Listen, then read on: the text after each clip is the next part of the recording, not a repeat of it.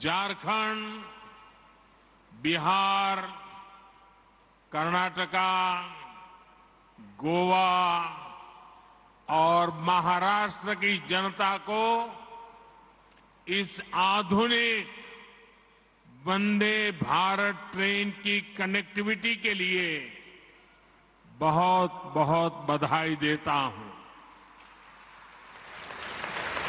और इसमें मैं एमपी को भी विशेष बधाई दूंगा, क्योंकि आज एक साथ 2 वंदे भारत ट्रेनें ये मेरे मध्य प्रदेश के भाई बहनों को मिली है। अभी तक यात्री भोपाल से दिल्ली के बीच वंदे भारत एक्सप्रेस के सफर का आनंद ले रहे थे। अब भोपाल से इंदौर और भोपाल से जबलपुर का सफर तेज भी होगा, आधुनिक भी होगा और सुविधा से संपन्न भी होगा। साथियों, मैं जानता हूं कि आप सभी अपने अपने बूथ में वर्ष भर बहुत व्यस्त रहते हैं। केंद्र सरकार के 9 वर्ष पूरे होने पर देश भर में जो कार्यक्रम हो रहे हैं और उसमें आप लोग जो मेहनत करते हैं, दिन रात जुटे रहते हैं, उसकी जानकारियां लगातार मुझ तक पहुंच रही है। मैं जब अमेरिका और मिस्र में था, तब भी आपके प्रयासों के बारे में मुझे लगातार जानकारी मिलती रहती थी। इसलिए वहां से आने के बाद सबसे पहले आप सभी से मिलना ये मेरे लिए ज्यादा सुखद है, ज्यादा आनंददायक है। भारत माता की। साथियों, भाजपा की सबसे बड़ी ताकत, भाजपा की सबसे बड़ी ताकत ये सबसे बड़ी ताकत आप सभी कार्यकर्ता है।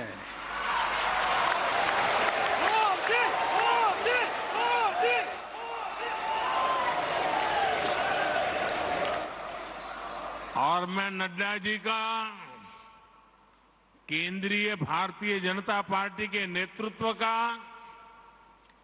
राज्यों के भाजपा के नेतृत्व का, मध्य प्रदेश भाजपा नेतृत्व का हृदय से अभिनंदन करता हूं इस कार्यक्रम की रचना के लिए, क्योंकि आज मैं एक साथ बूथ में काम करने वाले करीब 10 लाख कार्यकर्ताओं को वर्चुअली संबोधित कर रहा हूं।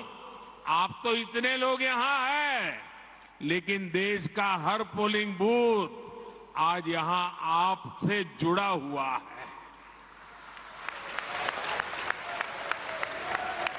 शायद किसी भी राजनीतिक दल के इतिहास में ग्रास रूट लेवल पर ऑर्गेनाइज वे में इतना बड़ा कार्यक्रम कभी नहीं हुआ होगा।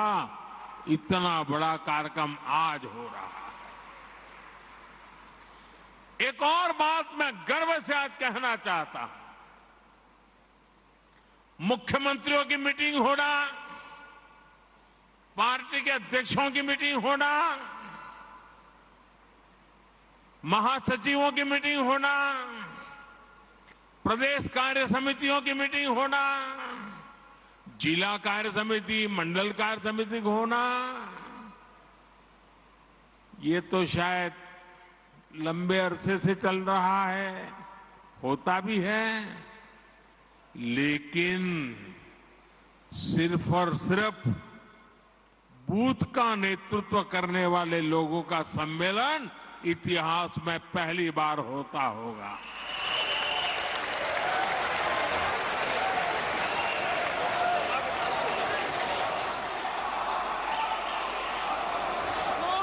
साथियों, आप सिर्फ बीजेपी ही नहीं, आप सब सिर्फ दल ही नहीं, देश के संकल्पों की सिद्धि के भी मजबूत सिपाही है। भाजपा के हर कार्यकर्ता के लिए देश हित सर्वोपरि है, दल से बड़ा देश है। जहां दल से बड़ा देश हो, ऐसे कर्मठ कार्यकर्ताओं से बात करने के का मेरे लिए भी एक मंगल अवसर है। मैं भी बहुत उत्सुक हूं। मुझे नड्डा जी ने बताया कि मोदी जी आज भाषण तो बाद में, आज कुछ सवाल जवाब हो जाए।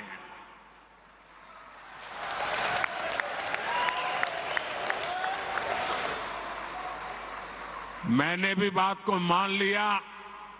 आइए बातचीत का सिलसिला शुरू करते हैं। हमारी बहन जी वहां से जैसे भी आगे आज्ञा करेगी, मैं अपनी गाड़ी आगे चलाऊंगा।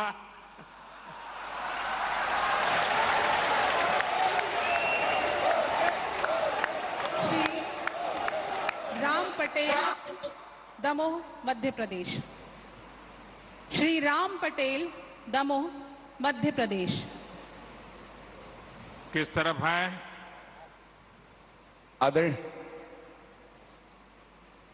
हाँ, बताइए बताइए। आदरणीय मोदी, देख रहा है, मैं स्क्रीन पे देख रहा हूं, आपको बताइए। आदरणीय मोदी जी प्रणाम।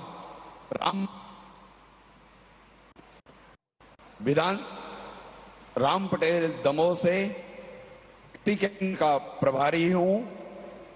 बूथ 171 दमोह से आपको प्रणाम करता हूं।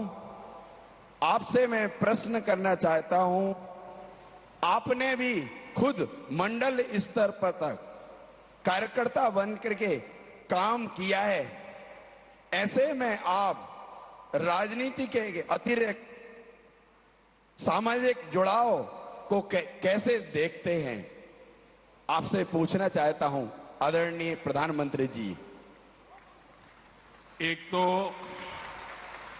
मुझे अच्छा लगा कि आप रोज की राजनीति की आपाधापी के बजाय किसी और दिशा में सवाल को लाए हैं।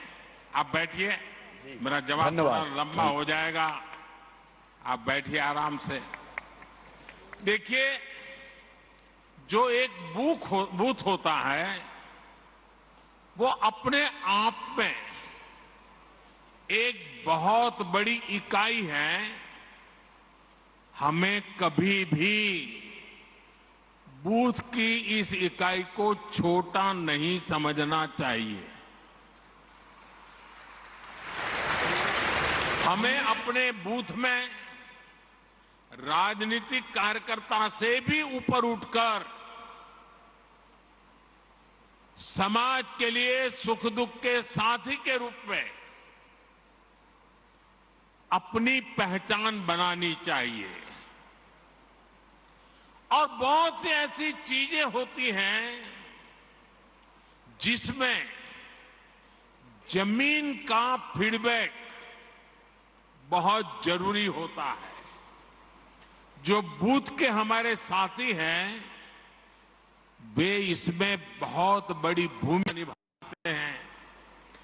प्रधानमंत्री भी या मुख्यमंत्री भी अगर कोई सफल नीति बनाता है तो मान लेना किसी न किसी बूथ के कार्यकर्ता के दी हुई जानकारी की ताकत बहुत बड़ी होती है।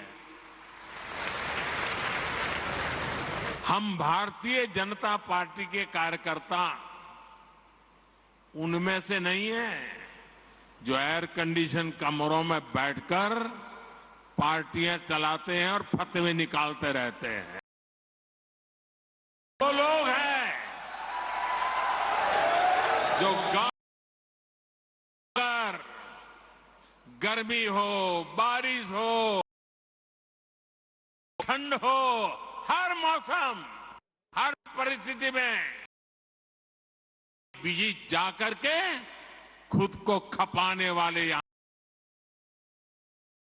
और इस वजह से बूथ का बहुत स्वाभाविक है। मुझे याद है कमेटी नहीं होती तो शायद योजना का विचार ही नहीं आता। ये आपकी निरंतर कोशिश हो, क्योंकि गांव से कार्यकर्ताओं ने मुझे गैस योजना के विषय में समझाया, बाद में वो और गरीब के घर तक गैस का चूल्हा पहुंच गया। साथियों, भाजपा की बूथ सेवा से होनी चाहिए। बूथ के अंदर रोज आंदोलन संभव नहीं है, तू मैं संभव नहीं है, और इसके लिए बूथ की अंदर भाजपा की पहचान सेवाधारी की होनी चाहिए, सेवा भाव की होनी चाहिए। और इसके लिए छोटे छोटे समझे जाने वाले काम जो लोगों को बहुत छोटे लगते हैं लेकिन बहुत उपयोगी होते हैं। अब जैसे गांव में कहीं न कहीं तो आपको बैठने की वो जगह होगी, किसी पेड़ के नीचे बैठते होंगे, किसी चाय के ठेले के पास जाके बैठते होंगे।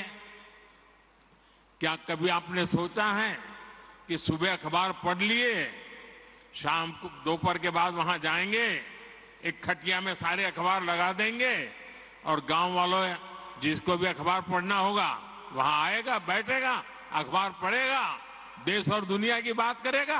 आपने तो अखबार पढ़ लिया था, लेकिन वो अखबार अब पूरे बूथ के लोगों के काम आ रहा। देखिए, कोई खर्चा नहीं, वो आपको आपका नेता मानने लग जाएगा कि नहीं मानने लग जाएगा। कभी कभी हम अखबार में एडवर्टाइजमेंट देखते हैं, भारत सरकार की एडवर्टाइजमेंट आती है, राज्य सरकार की एडवर्टाइजमेंट आती है, अपने पार्टी के नेताओं की तस्वीर उसमें होती है। क्या हम एक नियम बना सकते हैं कि अपने बूथ के अंदर एक जगह फिक्स करें और अखबार में जो एडवर्टाइजमेंट आई है उसको उस दिन काट करके उसको एक बड़ा बोर्ड बना करके वहां लटका दें। आपके बूथ के लोगों को पता चल जाएगा कि भाई आज की खबर कहां है, उस पेड़ के नीचे वो लटकता है ना, चलो वहां चले जाते हैं, देख लेते हैं। बहुत बड़ी ताकत बन जाती है। एक छोटा सा ब्लैक बोर्ड बना सकते हैं बूथ के अंदर। आप हर दिन एक कार्यकर्ता को जिम्मेवारी दो, आज भाजपा की जो अच्छी खबरें हैं, देश की अच्छी खबरें हैं, वो ब्लैक बोर्ड में देख लीजिए। बूथ के लोग आएंगे, जाएंगे, जरूर पढ़ेंगे। मैंने एक कार्यकर्ता देखा, वो फर्स्ट एड बॉक्स अपने यहां रखता था।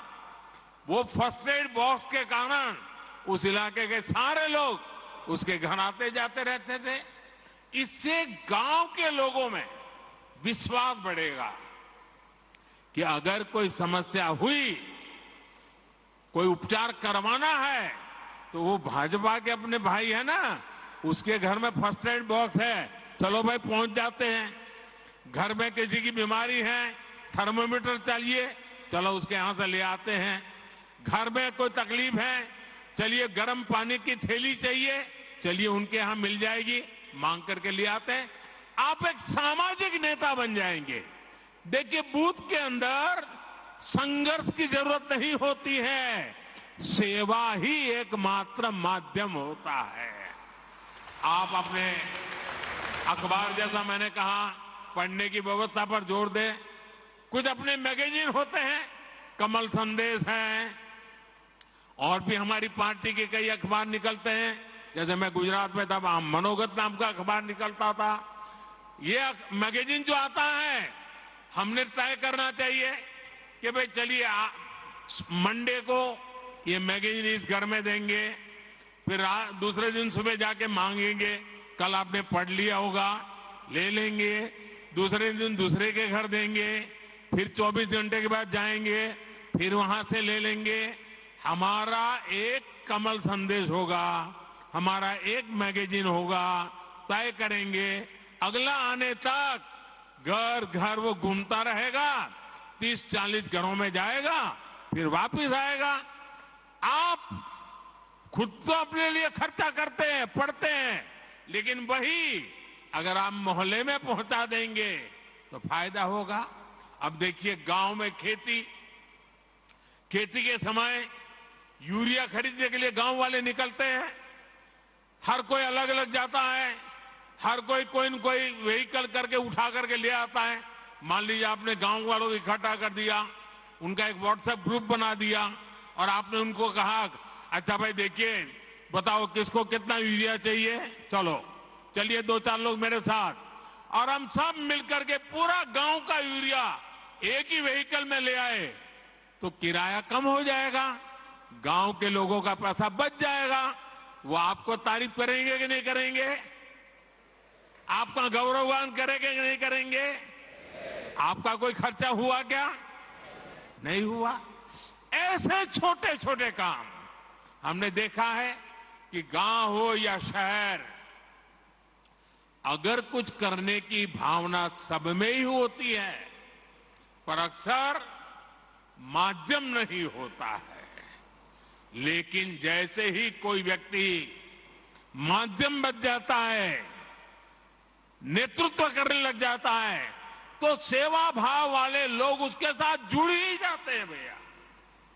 अगर कोई व्यक्ति घर घर जाकर कहता है कि कोई पुरानी किताब है तो मुझे दे दीजिए, आप देखेंगे हर घर से बच्चे आकर खुद अपनी किताब आपको पुरानी दे देंगे। आप जरा घर में उस किताबों को ठीक कर ले, बूथ के कार्यकर्ता, और फिर जो गरीब बच्चे हैं उनमें वो किताब बांट दे अपने बूथ में। हर गरीब परिवार के पास किताब पहुंच जाएगी। आप उनको लगेगा, अरे मेरे बच्चे पढ़ाई करें, इसकी वो चिंता कर रहा है। जब मैं गुजरात में मुख्यमंत्री था, मणिनगर मेरा विधानसभा क्षेत्र था, तो मैंने आंगनवाड़ी की चिंता करना काम अपने जिम्मे लिया। अपने कार्यकर्ताओं को तैयार किया, भाई आपको आंगनवाड़ी में चक्कर काटना है, और क्या करना है, किसी न किसी नए साथी को ले जाओ। अगर खजूर की सीजन है, आंगनवाड़ी में जाकर हर एक बच्चे को 2-2 खजूर खिला दो। अगर बैर की सीजन है, आंगनवाड़ी के बच्चों को जाकर के 2-2 बैर खिला दो। अगर कोई अच्छी टॉफी आ गई है, 2-2 टॉफी जाके, न्यूट्रिशन का प्रॉब्लम भी सॉल्व हो, उन गरीब परिवारों से भी दोस्ती बन जाएगी। और इस इलाके में कोई जाने या न जाने आप निकलेंगे, हर बच्चा आपको जानता होगा। ये एक बहुत बड़ी ताकत बन जाती है साथियों। इस ताकत पर हमें जोर देना चाहिए, और ये जितना करेंगे, हमें गांव गांव में, शहर में, कस्बे में जाकर इस तरह से काम करते रहना चाहिए। तब जाकर के हमारे बूथ की ताकत बनती है। जब आप जनता से जुड़े ऐसे छोटे छोटे काम करोगे, तो मुझे पक्का विश्वास है पूरे बूथ में कोई परिवार ऐसा नहीं होगा जो आपसे दूरी करेगा, वो आपसे नहीं जुड़ेगा। आपकी पहचान एक भाजपा के कार्यकर्ता से आगे बढ़कर एक समाज सेवक की तरह बने, इसके लिए बूथ के अंदर लगातार काम करना चाहिए। और यहां से आप बूथों में जाने वाले हो, अलग अलग बूथ में रहने वाले हो, वहां जरूर जाकर के इन चीजों का प्रयोग कीजिए। आप देखना, आपकी तरफ देखने का, आपके बूथ के कार्यकर्ताओं की तरफ देखने का पूरा दृष्टिकोण बदल जाएगा। आइए, कुछ और साथी भी पूछना चाहते हैं, अगले सवाल पर चलते हैं। अगला प्रश्न Shri Salla Ramakrishnan, Andhra Pradesh. Good morning sir, my name is Salla Ramakrishna, Araku parliament district. कहां से बोल रहे हैं भाई? मुझे हाँ दिखाई दिया। हाँ बोलिए। हाँ, मैं सर स्क्रीन पे आपको देख अरकू रहा हूँ। Parliament district. एक आराम से फिर से बताइए, जरा आराम से सवाल बताइए। Salla Ramakrishna sir, Araku parliament district sir. I am belongs to tribal community, Paderu assembly, booth number 281 sir. My question to you sir, our government is doing so much activities in India level sir, in village level also. As worker as a BJP, I want to ask how to go to the field to contribute in this process sir. बैठिए। आप काम तो कर ही रहे, कहीं ज्यादा काम करने के लिए कह रहे हैं।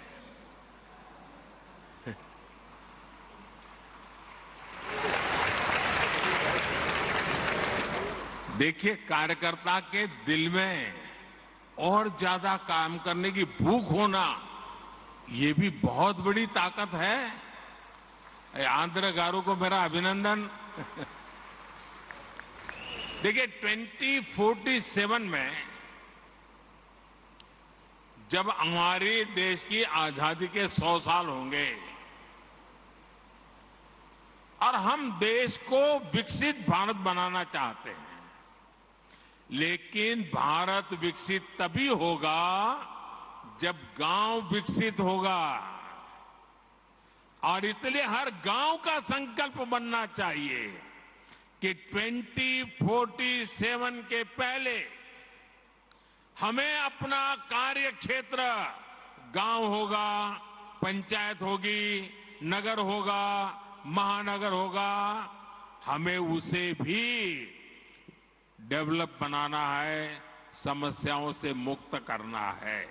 और इसके लिए छोटे छोटे प्रयास ही बहुत बड़ी असर दिखा सकते हैं। जैसे कि हमारा गांव कैसे हरा भरा हो, कैसे गांव में स्वच्छता को लेकर हम अलग अलग कार्यक्रम शुरू कर सकते हैं, हम गांव में सोलर को कैसे बढ़ाएं, सोलर एनर्जी की गांव में कैसे आदत डालें। आज भारत सरकार सोलर एनर्जी पर इतना जोर दे रही है, हमारे भाजपा बूथ कार्यकर्ता ये ठान ले कि अगर किसी गांव में 100 घर है तो अगले 2 साल में वहां सौर ऊर्जा का ज्यादा से ज्यादा उपयोग हो। हमारे किसान हो, उनको समझाएं, सोलार पंप का उपयोग करिए, आपका पैसा भी बच जाएगा। ज्यादा से ज्यादा लोग कैसे सोलार लगवाएं, हम उनको प्रेरित करें। काम सरकार का नहीं है, जनता जनार्दन में ले जाने का एक सकारात्मक तरीका है। उसमें बैंकों से जो कैसे मदद मिलती है, उनको बैंकों से मदद कैसे दिलवाए, आर्थिक सहयोग बैंकों से मिलता है, उन तक कैसे पहुंचे, उनको इनकी जानकारियां हम कैसे दें। आप जानते हैं, केंद्र सरकार के प्रयासों से स्कूलों में ड्रॉप आउट रेट बहुत तेजी से कम होता जा रहा है। लेकिन फिर भी भाजपा कार्यकर्ता ये सोचे कि मैं जिस बूथ में काम करता हूं वहां कोई ड्रॉप आउट नहीं होगा। बेटा हो या बेटी 100% पढ़ेंगे, इसके लिए मैं काम करूंगा। मुझे बताइए, भाजपा के कार्यकर्ताओं को ये काम करना चाहिए कि नहीं करना चाहिए? आपका बूथ मजबूत होगा कि नहीं होगा? आपके गांव में से अशिक्षा जाएगी कि नहीं जाएगी? कोई बच्चा अगर बीच में स्कूल छोड़ रहा है, हम उसको पहचान ले, उसको मिलने जाए, उसके माँ बाप को मिलने जाए, उसको स्कूल ले जाए, सेवा भी होगी, भाजपा का काम भी हो जाएगा।